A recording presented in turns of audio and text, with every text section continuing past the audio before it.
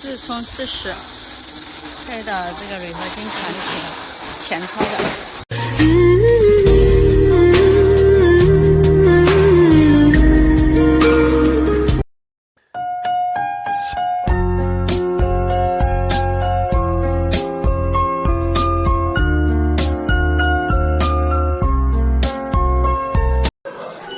地4.2米，3个厚度，宽1.65，高0.78，高尾板，高度0.52，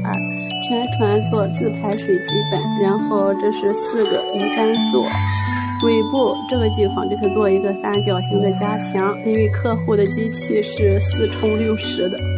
所以这两侧给它做个加强。然后尾板这边，这个尾板要求倾斜20度角，然后这儿就说